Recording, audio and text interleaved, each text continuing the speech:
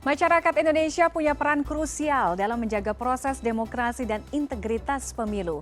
Melalui platform digital, masyarakat dapat mengawasi, melaporkan kecurangan pemilu hingga meningkatkan partisipasi politik masyarakat. Salah satunya melalui Jaga Pemilu. Kita ulas bersama inisiator Jaga Pemilu, Lucky Jani. Selamat sore, Pak Lucky. Pak Lucky, selamat sore. Bisa mendengar suara saya?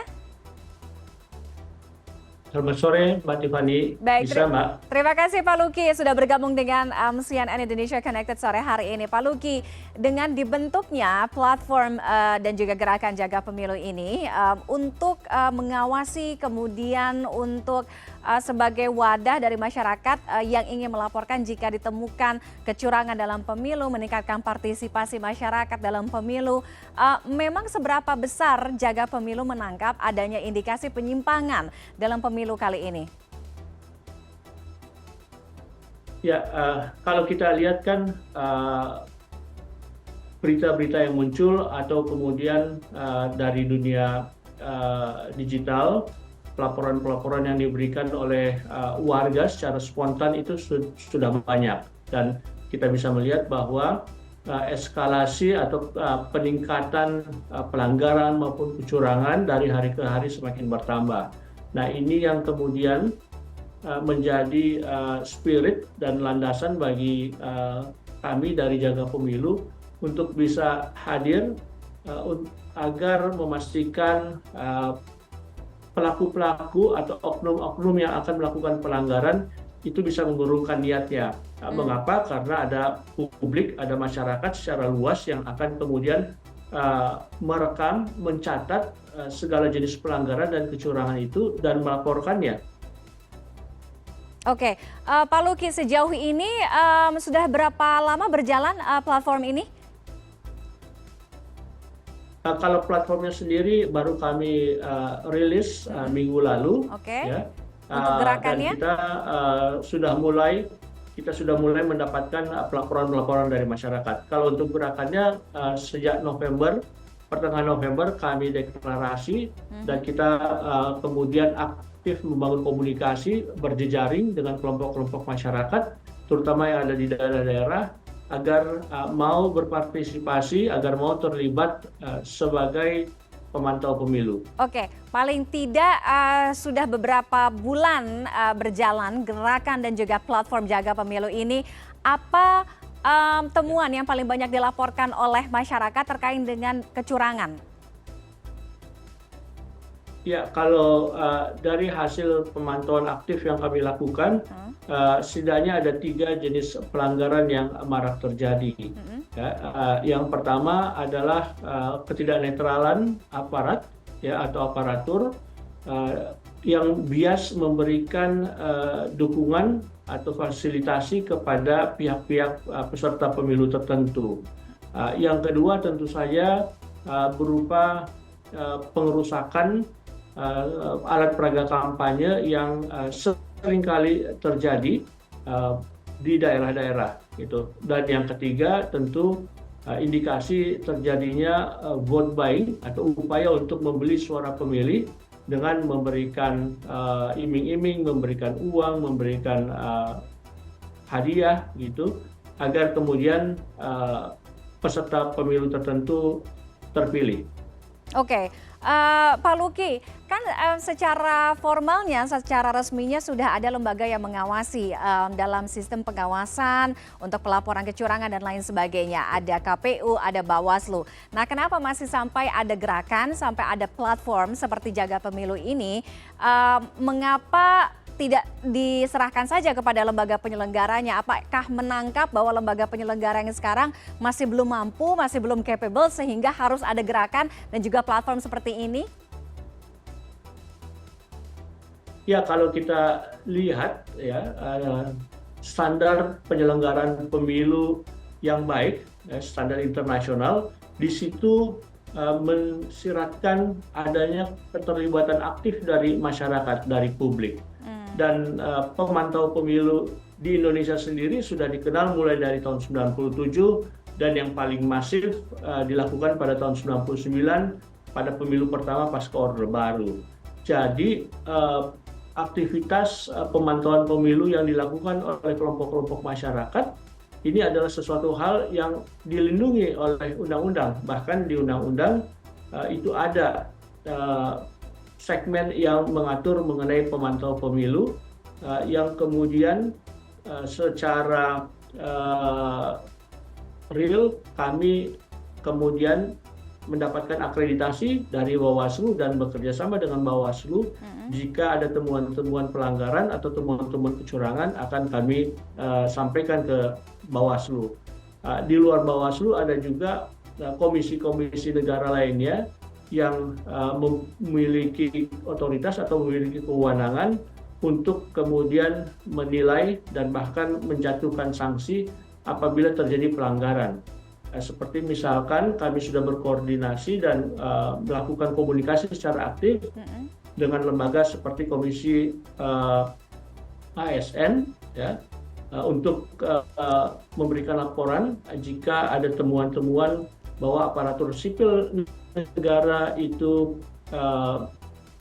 bias dan mendukung peserta pemilu tertentu. Yang lain kami juga sudah berkomunikasi dengan Lembaga Perlindungan Saksi Korban. Ini ditujukan agar para pemantau merasa aman jika mereka melaporkan temuan-temuan pelanggaran, temuan-temuan kecurangan kepada kelompok seperti Jaga Pemilu. Mereka sebagai saksi akan dilindungi. Oke, Pak Luki, dari kacamata Jaga Pemilu sendiri, bagaimana melihat cara kerja dalam penyelenggara pemilu pada Pilpres atau Pemilu 2024 kali ini, sehingga memang karena mungkin range atau cakupannya luas, kemudian juga medannya berbeda dari pemilu-pemilu sebelumnya, apalagi sekarang kan zamannya era digital, sehingga saya bilang range-nya lebih luas, tidak hanya wilayah tapi juga ada medium melalui platform digital, social media, sehingga memang pengawasannya akan lebih susah gitu, sehingga harus dibantu oleh gerakan-gerakan atau platform seperti Jaga Pemilu ini. Ya, sebenarnya yang paling membedakan pemilu 2024 kali ini adalah di durasinya, di masa waktunya. Ya, jika pada pemilu 2019 misalkan penyelenggara pemilu baik KPU maupun Bawaslu memiliki waktu yang cukup, ya ada lebih dari 200 hari mereka untuk melakukan persiapan, kemudian melakukan implementasi, termasuk juga pengawasan. Ya. Akan tetapi pada pemilu kali ini waktunya lebih terbatas, waktunya lebih sedikit, ya, jadi kurang dari 100 hari. Dan ini juga menjadi tantangan tersendiri. Karenanya keberadaan organisasi pemantau pemilu seperti Jaga Pemilu ini adalah komplement, ya, sebagai pemberi masukan bagi penyelenggara pemilu, khususnya bagi pengawas pemilu, agar kemudian kecurangan-kecurangan yang terjadi, pelanggaran-pelanggaran yang terjadi yang mungkin tidak terdeteksi atau tidak terawasi oleh Bawaslu itu bisa tetap dilaporkan. Oke. Sesuai dengan judul kita, mengawal integritas pemilu di era digital. Nah, bagaimana juga Jaga Pemilu bisa memastikan integritas dari relawan, orang-orang yang ada di Jaga Pemilu sendiri, bahwa dijamin netral, dijamin tidak ada rekayasa. Kalau tadi kan Pak Luki sebutkan, kalau soal rahasia, keamanan itu sudah dipastikan, sudah dijaga oleh Jaga Pemilu. Nah, terkait dengan integritas dari relawan di Jaga Pemilu seperti apa? Ya, jadi kami menggunakan standar organisasi pemantau internasional, Election Monitoring Observers, yang berlaku secara global. Ya. Jadi ada kode etiknya, ada kode perilakunya. Itu kami juga menggunakan standar yang telah dikeluarkan oleh Bawaslu mengenai organisasi dan mengenai individu pemantau itu sendiri. Selain perangkat aturan main dan kode etik tersebut, di Jaga Pemilu juga kami memiliki beberapa saringan. Ya, jadi orang yang mendaftar sebagai pemantau itu adalah orang-orang yang benar. Ya, kita bisa pastikan mereka jelas siapa mereka, identitasnya jelas dan kemudian terverifikasi. ya. Yang kedua mengenai pelaporannya.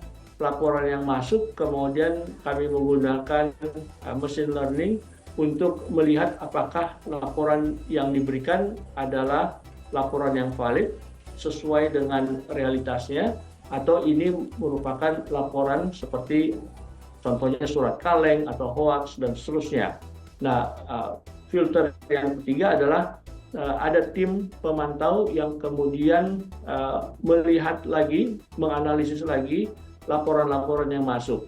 Jadi dengan saringan yang berlapis tadi, kami ingin memastikan yang pertama adalah integritas dari para pemantau. Mereka menggunakan kode etik dan kode perilaku dengan standar internasional dan sesuai dengan peraturan yang dikeluarkan Bawaslu. Kedua, secara sistem juga kami menjaga agar pelaporan yang diberikan mengenai pelanggaran, mengenai kecurangan, itu bisa diverifikasi dan bisa dibuktikan bahwa itu terjadi.